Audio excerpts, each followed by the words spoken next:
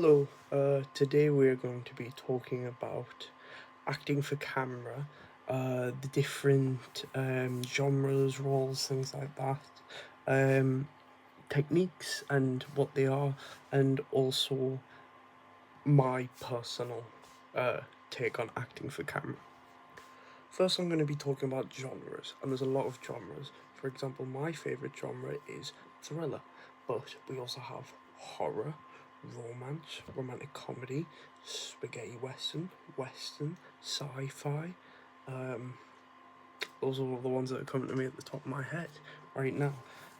But the reason that we have genres is basically because we need to categorize things as humans. We need to categorize things, and also people might not want to watch horror, or they might not be interested in fantasy or sci-fi. They want to keep things grounded, and it's a way for the audience to know what they are going into, same as a book or a radio show on genres of music. Everyone enjoys different things, and it's all about that. But of course, genres have changed over time. For example, western, spaghetti western. When movies were first becoming a thing and we had western films started to come out, they weren't considered spaghetti westerns, they were considered westerns. But as technology grew and improved, we noticed that these became spaghetti westerns, which was a way of calling them cheesy and camp and cheap. And we also have sci-fi, which has always been around, but with the introduction of new technology, we can introduce things such as subgenres.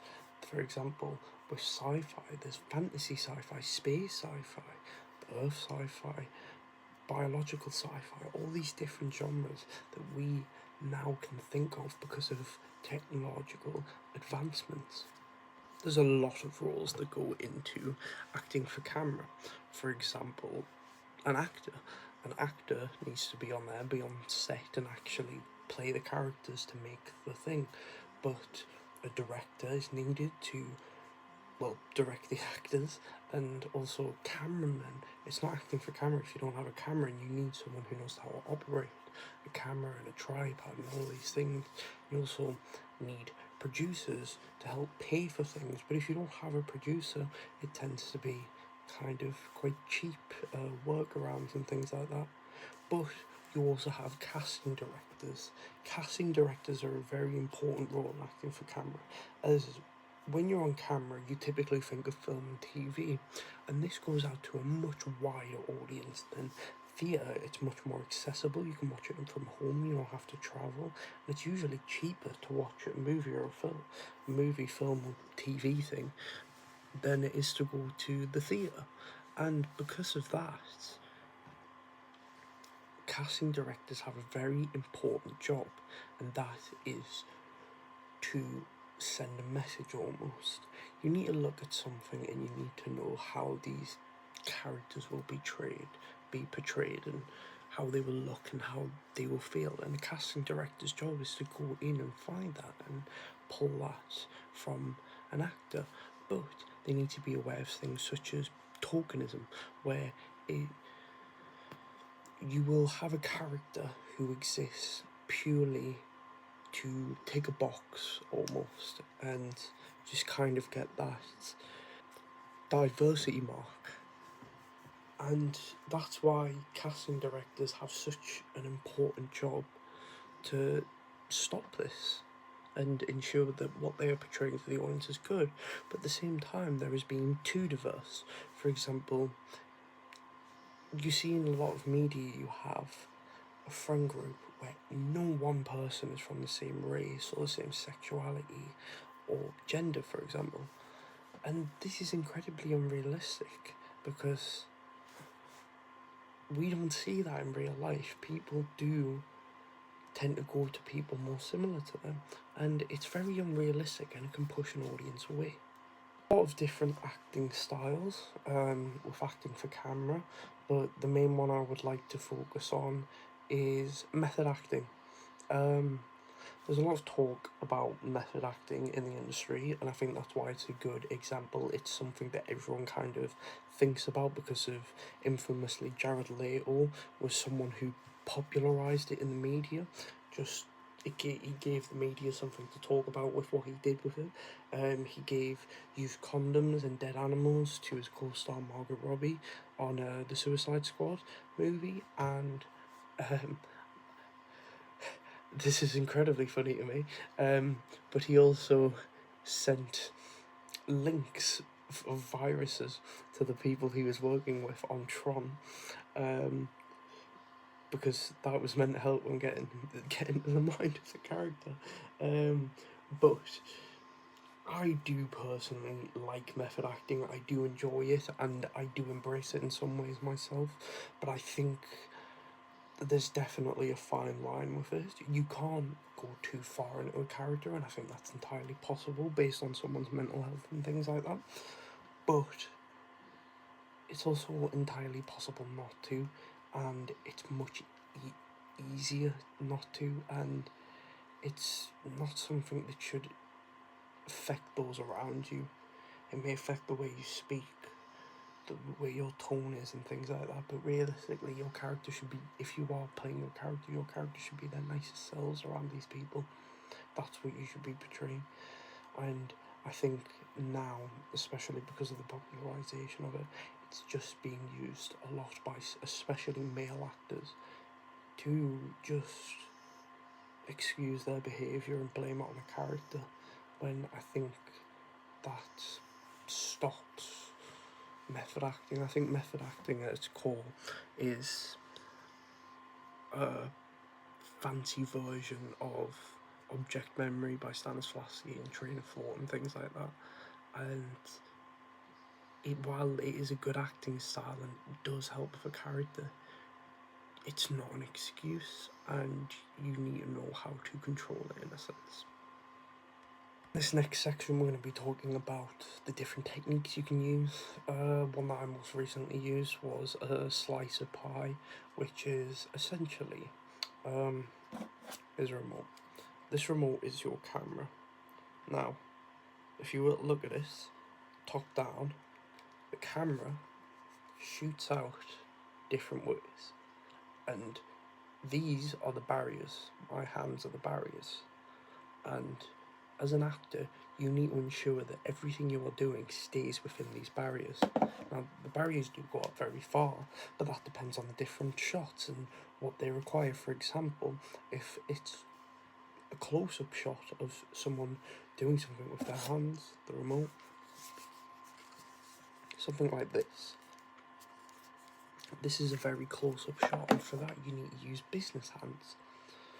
Well, typically you wouldn't see my face. I need to portray an emotion with this. Now I'm just casual, I'm just moving it around. But let's say I wanted to portray anger, I needed to use business hands to show that. So I'm a lot more kind of fidgety, I'm squeezing it, I'm stressful. If I was to use the buttons, it would be very tappy. Do you know what I mean? That is what you would do for business hands. There's a lot of different shots. There's a mid shot, which is what I'm in now. There's a close-up shot, which would be very much like this. And then there's a wider shot, which I'm in a chair, so I can't really show you, but it would be right out here. There's also hitting your mark. Hitting your mark is where you may put a spot on the ground or an X or whatever, just some kind of indicator on the ground, and if you're working outside you can just draw a line in the dirt. That's what I personally do. And you as an actor need to make sure that if you're walking into a scene or walking out of a scene or moving in place in a scene, you need to be hitting your mark, hence why it's called that. But yeah, no. So in this final section I'm going to be showing you my acting for camera and also a little bit of rehearsal footage. You'll see that we did have to switch the camera, so we used multiple cameras. We used a Canon camera to record the first half, and then the later halves were recorded on my iPhone, which is just this. And you may see the difference in quality, but it'll show the different cameras and things like that. I had to use my slice of pie. I had to put my hand out to see how far I had to go in the scene and things like that. And I also had a mark to hit. I had to stay in the same spot. As a very fidgety person, that can be quite hard. And for equipment, it was the Canon camera, my iPhone. We had a few props and a tripod for the camera and the iPhone. Enjoy.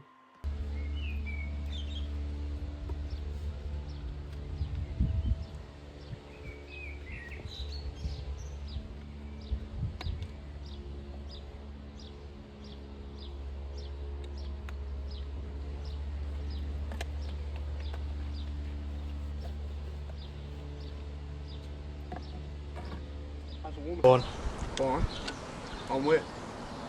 Went to medical school in California. Really? Yeah, How long is that? about a week.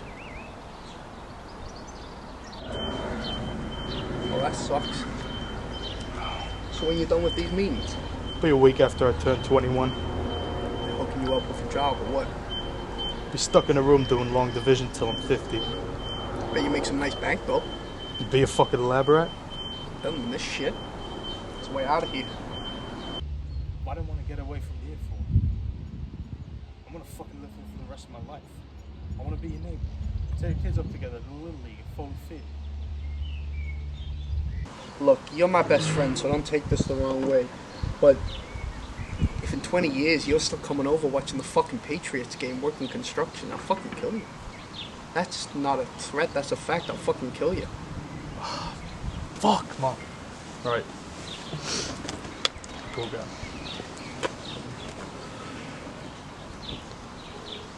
It's way out of here. What do I want to way out of here for? I will fucking live here for the rest of my life. I want to be your neighbor.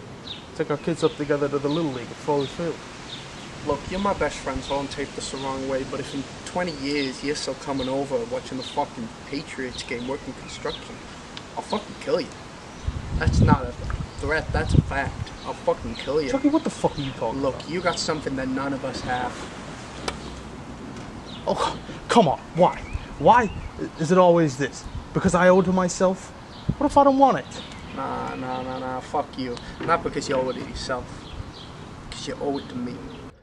I'm gonna wake up in 50 years and still be doing this shit, and that's alright.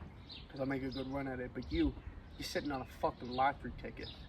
You're too much of a pussy to cash it in. It's bullshit.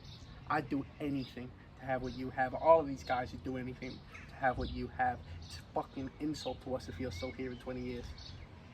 You don't know that. Let me tell you what I do know. Every day I come by your house, I pick you up, we go out, drinking, have a few laughs. It's great. But you know what the best part of my day is? It's about 10 seconds when I get to the curb and I look at your door and I think maybe one day you won't be there. That you've just got up, packed, left, no word, nothing. Now, I don't know much, but I do know that.